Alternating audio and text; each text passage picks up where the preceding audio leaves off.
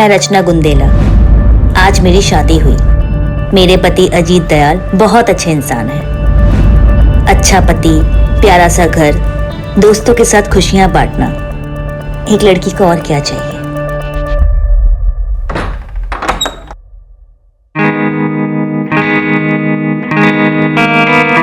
हम तो भूल ही गए ना आज हमारी शादी है।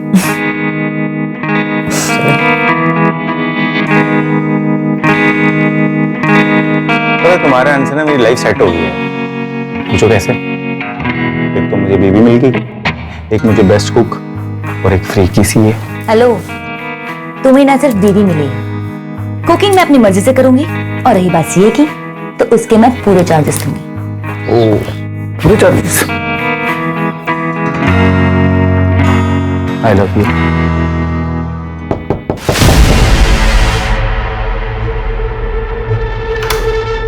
मम्मा, मुझे ना बहुत डर लग रहा है अकेले सोने में। मुझे प्लीज आपके साथ सोना है। क्या हुआ मीनू बेटा, तुम्हें कमरा अच्छा नहीं लगा तुम्हारा? वो एक्चुअली मीनू को अकेले सोने में डर लगता है, तो शायद इसलिए नए कमरे में डर रही होगी। तो कोई बात नहीं, मैं सुला देता हूँ, तुम तब तक रेस्ट करो। जाओ जाओ, चलो बेटा। आज पापा है ना मीनू को एक अच्छी सी सिंड्रेला की कहानी सुनाएंगे।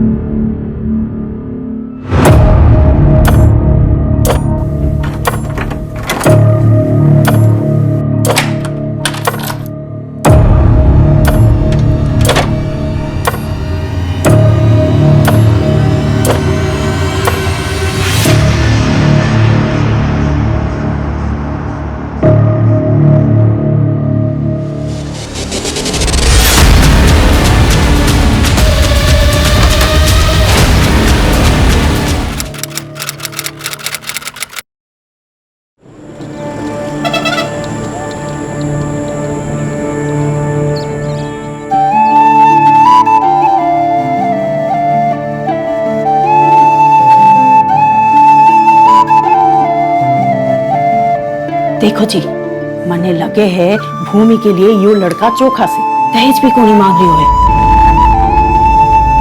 और परिवार के बारे में जानना चाहिए ना। और की जानना है?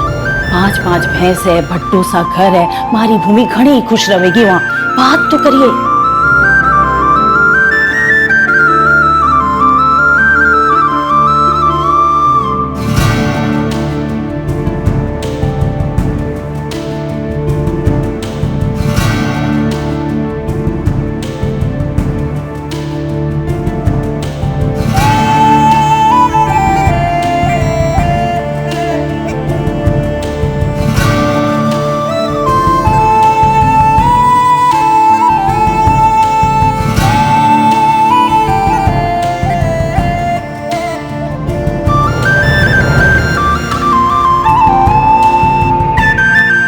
सबका ख्याल रखियो, खास करके दामाद जी को। हैं?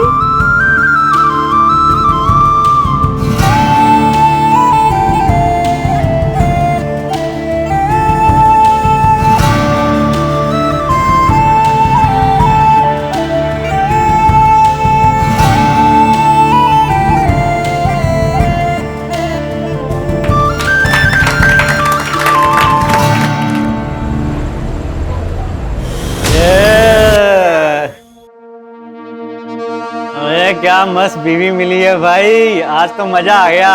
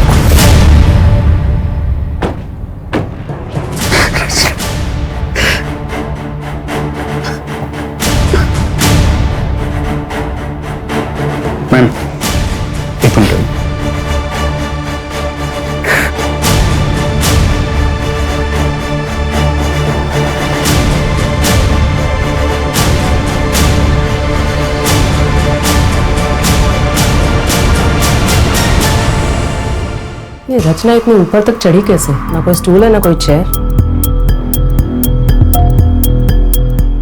बेड भी वैसे दूर ही है।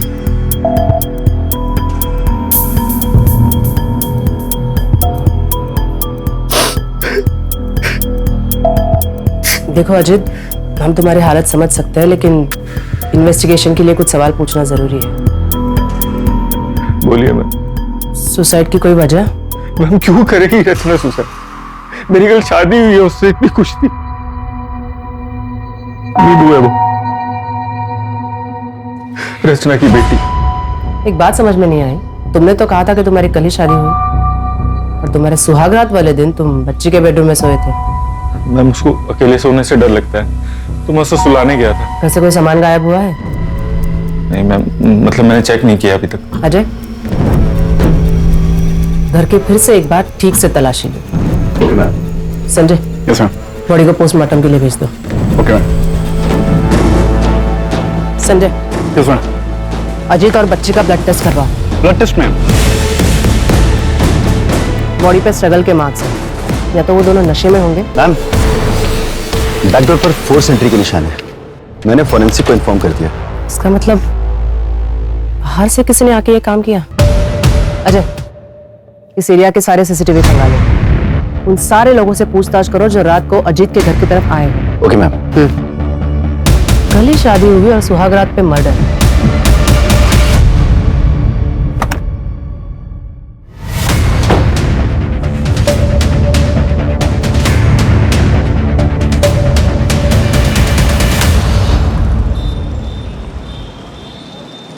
साहब, बारिश चोरी का कुछ पता चला?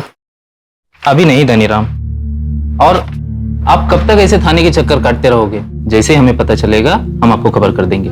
साहब 6 साल हो गए बारिश चोरी को गायब हुए, आप लोग ढूंढ नहीं पा रहे साहब। क्योंकि थारी छोरी खुद से भागी है। इतनी सी बात थारे समझ में ना आ रही से, इसलिए मैं तो कहूँ उसका इंतजार छोड़ दीजिए आप।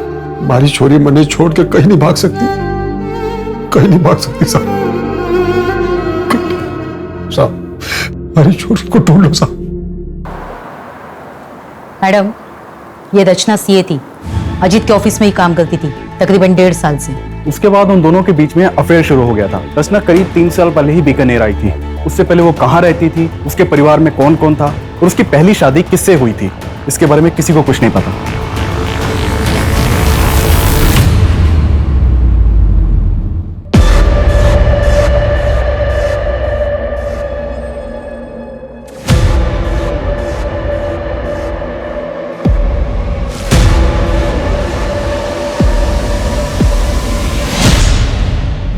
किसी को कुछ नहीं पता।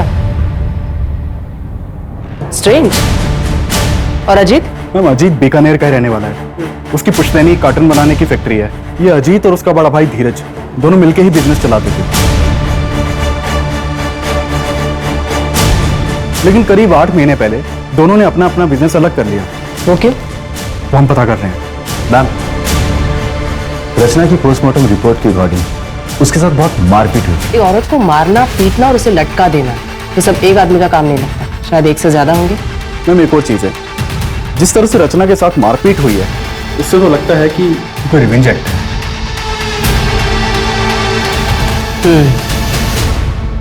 अब मेरे घर में चोरी भी हुई है। जो भी हमारे दोस्तों ने हमें गिफ्ट दिया था शादी पे, रचना की ज्वेलरी जो थी वो सब घर से गायब है। रचना के बारे में क्या बता सकते हो? रचना का पूरा नाम रचना गोलेछा था मैम। मुझे उसके पास के बारे में ज्यादा पता नहीं है, लेकिन हाँ, बातों बातों में रचना ने बहुत बार बताया था कि वो सिंगल चाइल्ड नहीं है। उसे भी पता था सिबलिंग राइवलरी के बारे में। मैं अज्यूम ये कर रहा था कि शायद उसका कोई भाई बहन होगा, लेकिन दिक्कत ये थी कि मैं जब भी उससे उसके पास के बारे में पूछता था वो डिस्टर्ब हो जाती थी मैम। तो मुझे लगा शायद मेरा पूछना ठीक नहीं रहेगा। 8 महीने पहले तुमने अपना बिजनेस अपने भाई से अलग कर लिया, कोई खास वजह? वजह तो थी मैम। अरे शर्म कर, एक तो मेरे भाई को फंसाया। जुबान संभाल के। मैं इस कंपनी की सीए होने के नाते यहाँ बात कर रही हूँ, और ये क्लियर हो चुका है कि आप हर साल 10 से 12 लाख रुपए फेक अकाउंट में ट्रांसफर करते हैं और उसका टैक्स भी पे नहीं होता है। अजीत, क्रिमिनल केस बन सकता है, इनके चक्कर में तुम जेल भी जा सकते हो। बेहतर होगा तुम अपना अकाउंट अलग कर लो। अजीत, मैंने तुझसे पहले ही कहा था कि औरत ठीक नहीं। पहले तुझे अपने प्रेम के जाल में फंसाया और अब हम दोनों भाइयों को अलग करना चाहती कि अकेले राज कर सके। बस भाई साहब, बस भाई साहब, मैंने डिसाइड कर लिया, मैं अगले हफ्ते लॉयर यहाँ बुलवा रहा हूँ। भाई साहब, अब हमारे बीच बंटवारा होना ही बेहतर है। अजीत,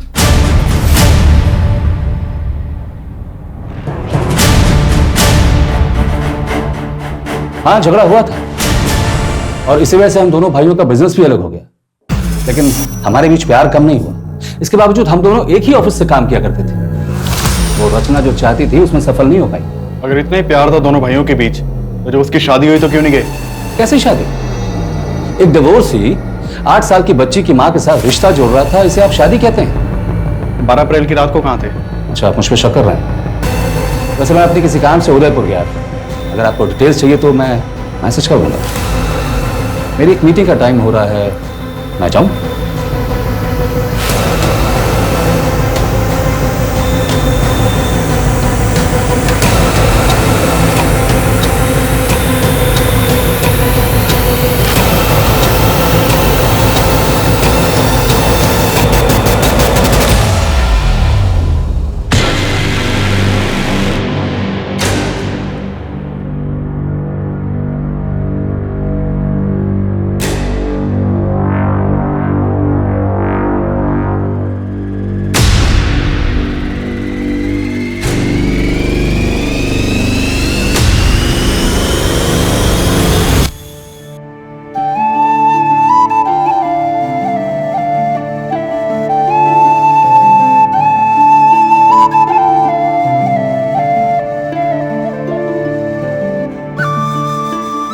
जीतती रहो। आइए, मैं कर देती हूँ।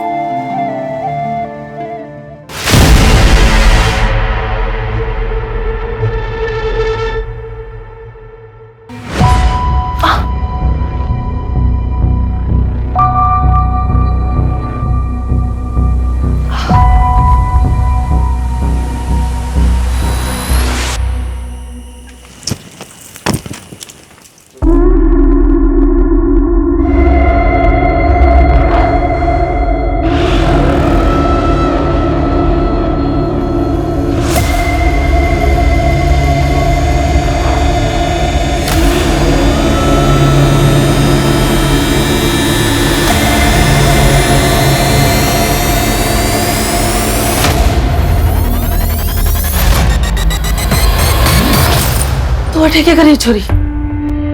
ये किसका है मासा? मारा है और किसका होगा? पर ये तो नए जैसे लग रहे हैं। मासा, आप ऐसे कपड़े? पर तू अटैक कर क्या रही है? चल जाए अपने कमरे में।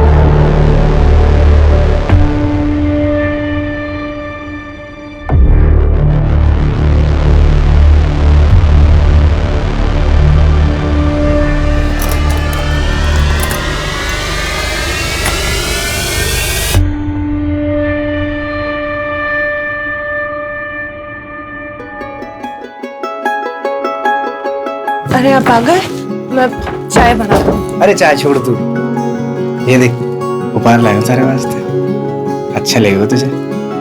देख, अरे तू पहन के देख,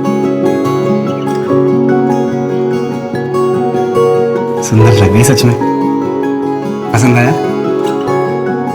चलना सोते। जी वो बुखार है आज। छोड़िए मुझे।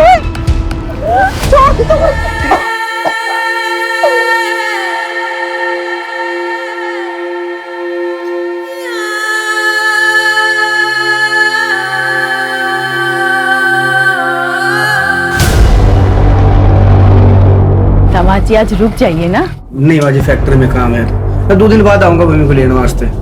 आज से खमाड़ी कड़ी खम्बा, बड़ी खम्मा। आजा बेटा, अंदर आ।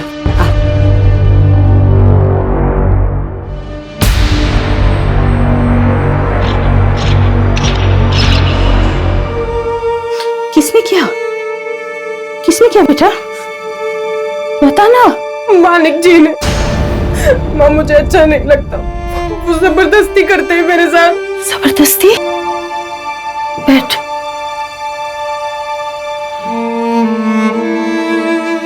माँ, मैं मना करती हूँ तो मारपीट करते हैं मेरे साथ। तुम मना क्यों करती है? शादी के बाद तो ये सब होता है। वो गुस्सा तो आएगा ही उनको। तेरी जिम्मेवारी है पति को खुश रखना।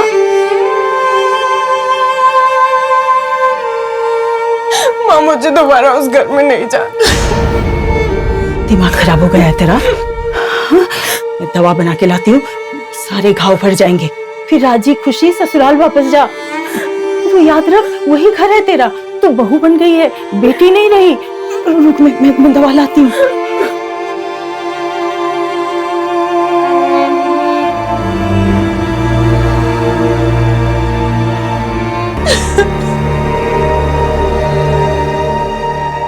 मैम, रचना की मेल आईडी पर PFOU नाम की मेल आईडी से रेगुलर मेल्स आते थे और रचना भी उससे रेगुलर बातें करती थी। उस मेल आईडी को ट्रैक करो।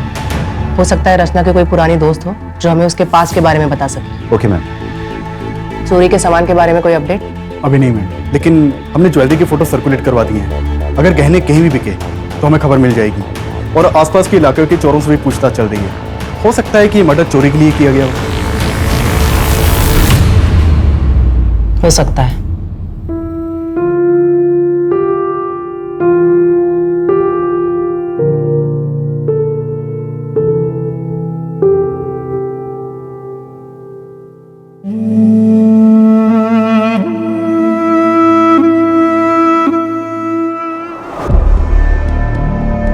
वहां पे जाके चेक करो और अच्छी तरह से मुआयना करना।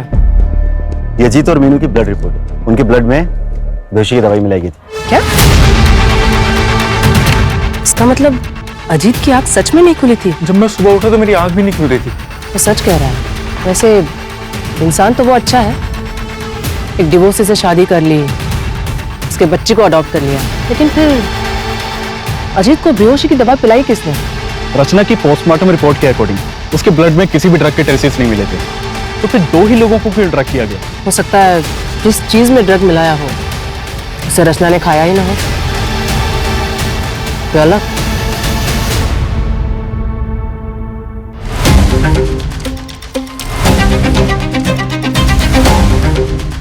सर, हम में से कोई ऐसा क्यों करेगा और कैसे करेगा? खाना भी बाहर से डिलीवर हुआ था और डायरेक्टली रचना ने डिलीवरी बॉय से खाना लिया और हम लोगों को सर्व किया। तो कोई और कैसे ड्रग मिला सकता है? उस दिन खाना खाने के बाद रात को तुम लोग कहाँ गए थे? हम सब अपने अपने घर चले गए थे सर। तुम सब लोग कांटेक्ट में रहना, जब भी बुलाएंगे तो थाने आ जाना। जी सर। वैसे प्रॉब्लम सिर्फ धीरज सर को ही थी सर। वो हमें पता है मैम। अजीत के चारों दोस्तों से बात की मैंने। हो सकता है कि उनमें से ही किसी ने ड्रग दिया हो, या मैम धीरज भी हो सकता है। धीरज ने बताया था कि वो उदयपुर गया था, लेकिन अभी तक उसकी एलिबाई नहीं मिली है। तो हो सकता है कि धीरज उदयपुर गया ही ना हो। लेकिन ड्रग दिया कैसे? हो सकता है किसी बाहर वाले का काम हो। रचना के पास में से भी कोई हो सकता है। हेलो, मैं बीकानेर थाने से ASI अजय यादव बोल रहा हूँ। मुझे मीनू गोलेचा के ट्रांसफर सर्टिफिकेट चाहिए।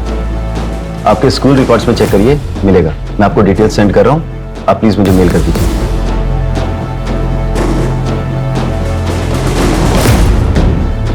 Hello, Vidya Bharati school.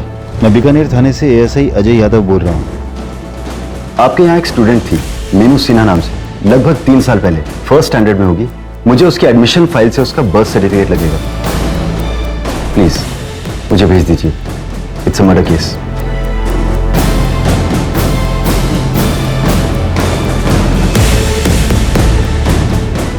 Ma'am, ये मीनू का बर्थ सर्टिफिकेट उसके पुराने स्कूल से मिला। रचना का असली नाम पूजा वर्मा है और उसके हस्बैंड का नाम ब्रिजेश वर्मा। ये जोधपुर का रहने वाला है। ब्रिजेश वर्मा। और कुछ मिला? मैंने पूजा वर्मा का सोशल अकाउंट खंगाला तो वहां पर मुझे उसका भाई मिला, गौतम वर्मा। कॉन्टैक्ट किया मैंने उसे, बुलाया भी है। आज शाम को आ जाएगा। गुड।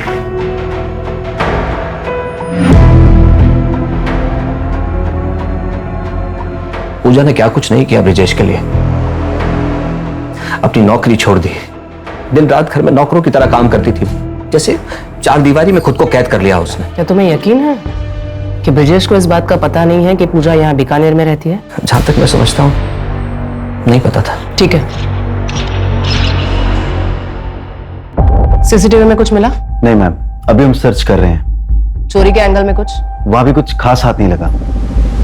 पर्सनल एंगल में कुछ खास हाथ नहीं लग रहा। कहीं ऐसा तो नहीं कि ये किसी बाहर वाले का काम है और हम गुमराह हो रहे हैं? एक मेल आईडी के सर्वर का एड्रेस है मेरे पास। मुझे उस एड्रेस के ओनर का नाम और बाकी डिटेल्स चाहिए। मैम, मैंने ब्रजेश के मूवमेंट्स को ट्रैक किया। वो 10 अप्रैल को यहाँ बीकानेर आया था। क्या madam, Priya for you mail ID का आईपी एड्रेस ब्रिजेश के घर का है। इसका मतलब प्रिया फॉर यू ब्रिजेश है और ब्रिजेश गायब है। ऐसे कैसे ले जाओगे आप मीनू को? लीगली अडॉप्ट किया है मैंने उसको, फादर हूं मैं उसका।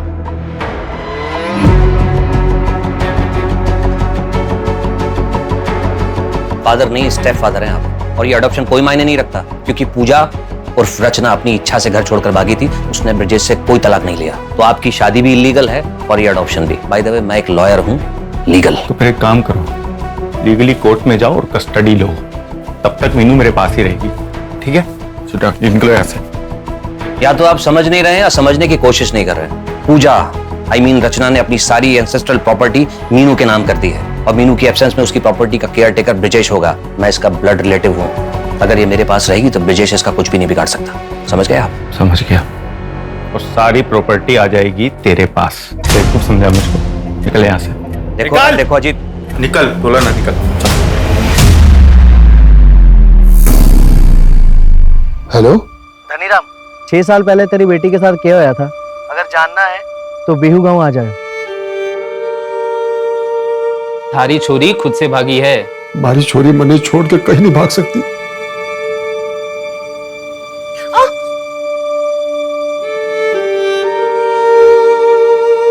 क्यों मना करे छोरी? पति है वो थारा, कोई गैर मर्द को नहीं।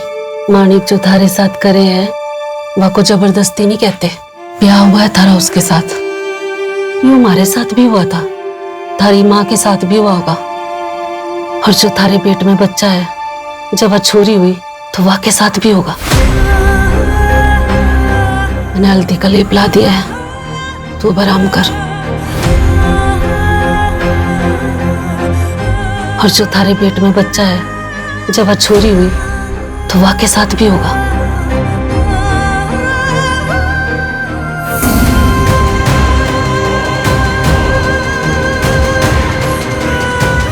पति अगर जबरदस्ती करता है तो ये रेप कहलाता है। गवर्नमेंट ऑफ इंडिया ने इसे अभी तक क्रिमिनलाइज नहीं किया है, पर हम हैं आपके मदद के लिए। कोई भी कदम उठाने से पहले एक बार हमसे जरूर बात करें।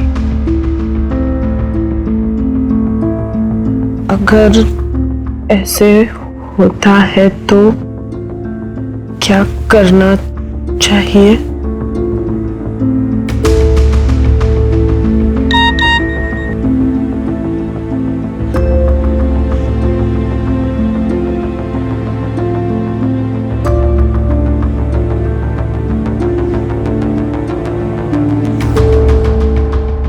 मैम, अजीत के इलाके का सीसीटीवी खंगाल रहा था, तो वहां ये क्राइम वाली रात अजीत के घर के पास बैठा था। ठीक है?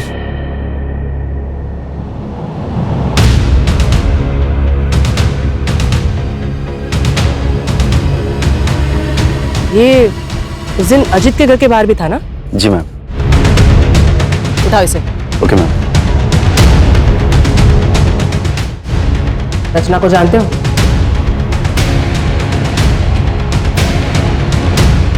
ये रचना है। कि मैम सबको तो मैं जानता हूँ। 12 अप्रैल की रात को उसकी घर की तरफ क्यों गए थे?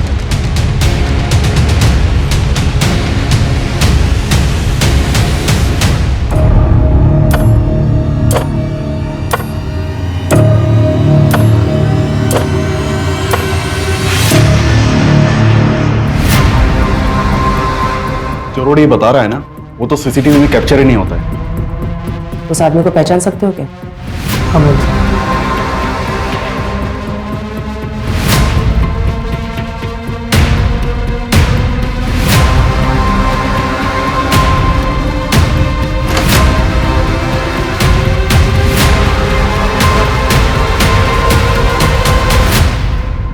मीनू? मीनू कहाँ चली गई? मीनू?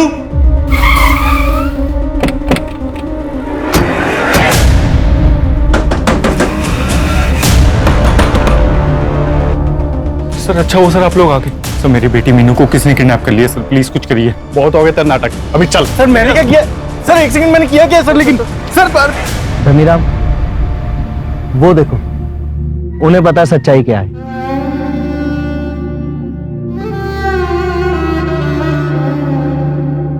बता, हमारी छोरी कटे है। कौन थारी छोरी? हमारी पायल, पायल कटे है।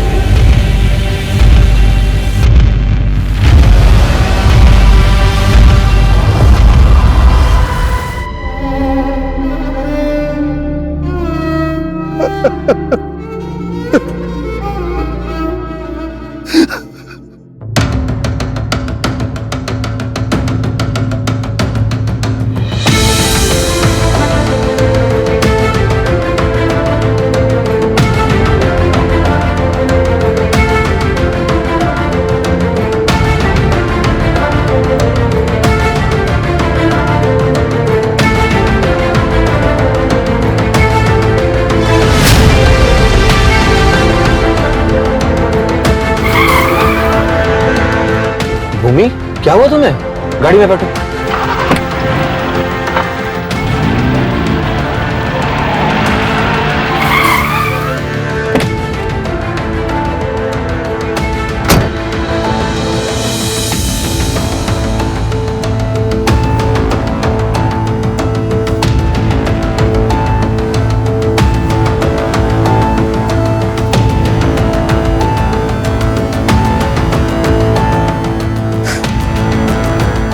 सॉरी,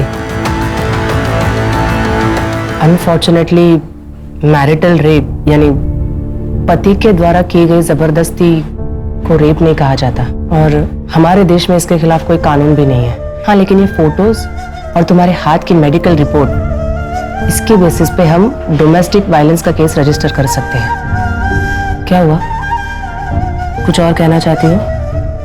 वो शायद शादी वाली रात। क्या?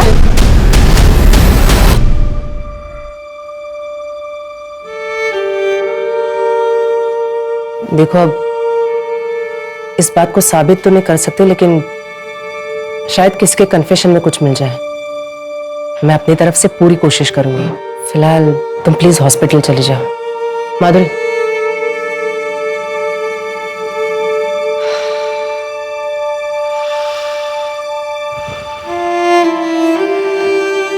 तुम्हें देख के अच्छा लगता है कि तुम ऐसी औरतों की मदद कर रहे हो।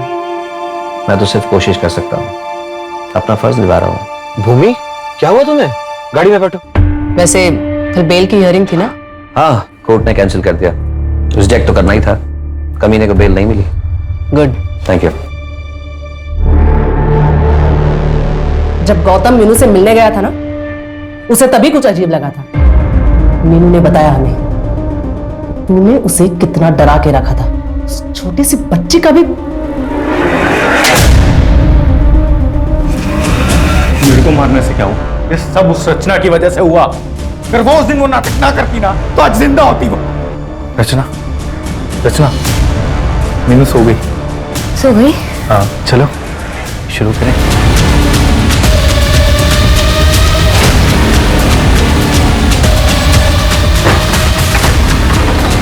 सो रही है, मैंने उसे खाने में नींद की गोली दी थी। तो जल्दी आ।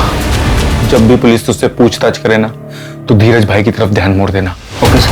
जाते जाते पीछे वाले दरवाजे का लॉक तोड़ दे। अच्छा ठीक है सर। चलो जल्दी।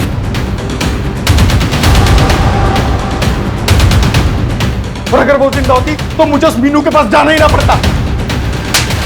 शर्म नहीं आती? एक बार फिर से सोच ले भूमि, पति पत्नी की कमरे की बातें कोर्ट के सामने लाना ऊंचों की बात ना है। बदनाम हो जाएगी, घर टूटेगा सो अलग। पापा ने सबरी सुननी पड़ी।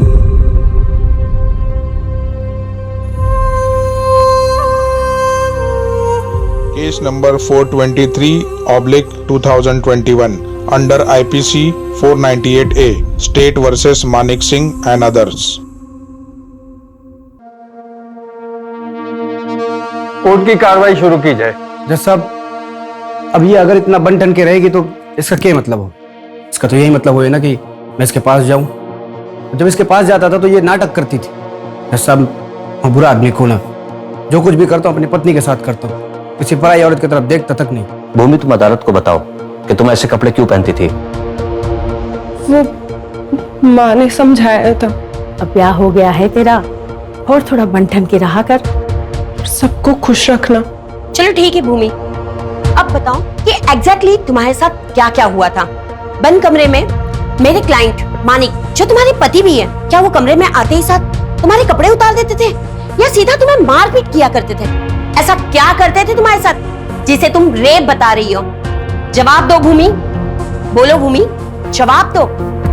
Your Honor, no offense has been committed here. यहाँ कोई जुल्म हुआ ही नहीं है। अगर कोई जुल्म हुआ है तो ये बताओ कि वो तुम्हें कहाँ हाथ लगाता था? आई ऑब्जेक्ट योर ऑनर, मेरे क्लाइंट को हरास किया जा रहा है और पब्लिकली मेरे क्लाइंट की इज्जत उतारी जा रही है, उसका क्या?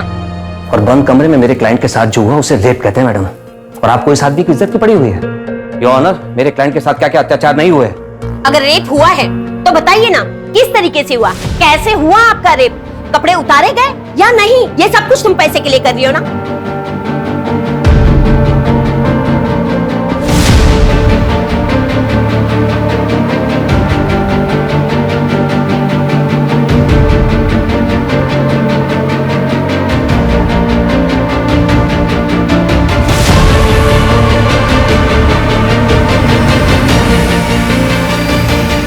जवाब दो। कुछ नहीं हुआ था मेरे साथ, कुछ नहीं किया मानिक जी ने मेरे साथ, कुछ नहीं किया था। भूमि, ये तुम क्या कह रही हो?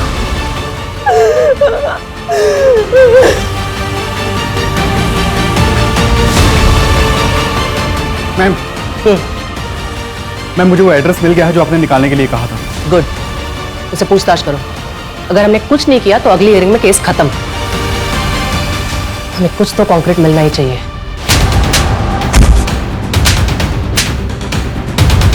बता, सुहागरात को भूमि का रेप किसने किया था? मैडम, हमारी सुहागरात थी तो कमरे में मैं ही गया था, पर हमारे जाने से पहले बापू ने बेहोशी की दवा दी थी उसे। बाकी तेरी जानवरों जैसी हरकतों का भूमि को पता ना चले, लेकिन वो तो तू उसके बाद भी कर रहा था। मुझे ये शादी नहीं करनी, मुझे इंजीनियर बनना है। ज्यादा पढ़ लिख जाओगी ना तो ब्याह नहीं होगा थारा। एक छोरे का रिश्ता आया है चोखा से, और दहेज भी नहीं मांग रहे वो लोग। हाँ बाजी। लेकिन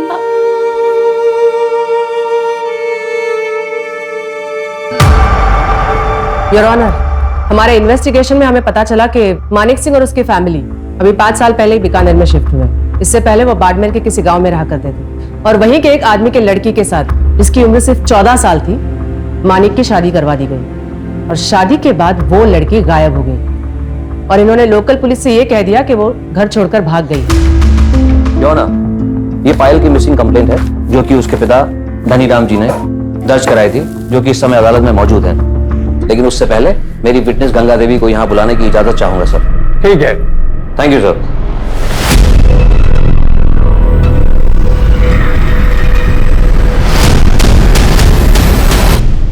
दाई, हमारे बच्चे को बचाओ, 3 गुना पैसा दूंगा। तुम लोग सब बाहर निकलो। अरे दाई, हमारा बच्चा। सब बाहर निकलो, जाओ।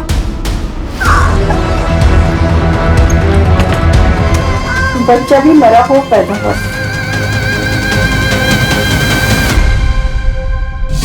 Your honour, this is also a murder case. हो सकता है, पर ये केस नंबर 423/2021 का आर्गुमेंट है। शी इज राइट, आपको इसी केस के लिए आर्ग्यू करना चाहिए। Okay sir.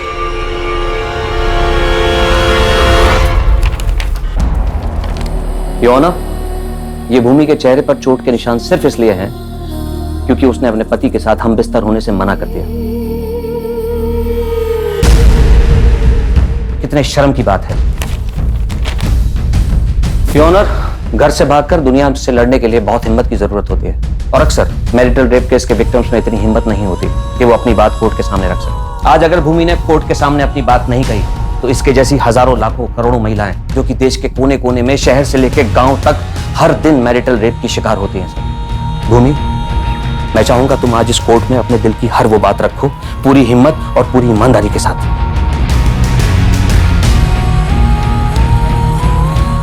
उठो।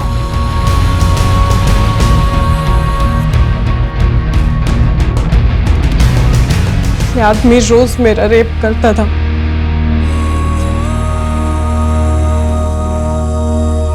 मना करने पे मारपीट करता था। मैडम, आप पूछ रही थी ना कि पहले मारता था या कपड़े उतारता था। मैं बताती हूँ, पहले मारता था,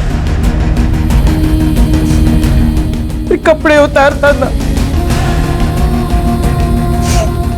फिर रेप करता था। एक बार नहीं, 2 बार नहीं, रोज करता था। अब रेप कैसे करता था ये भी मैं बताऊं?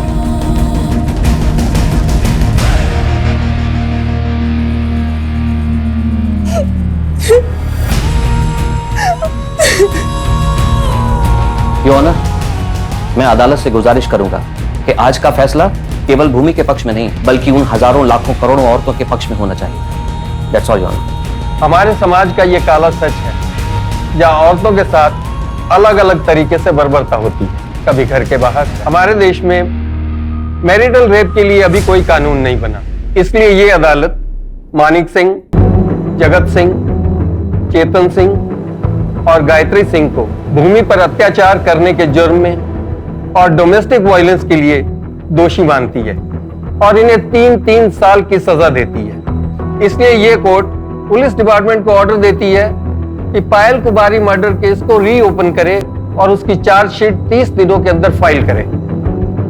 The court is adjourned for the day.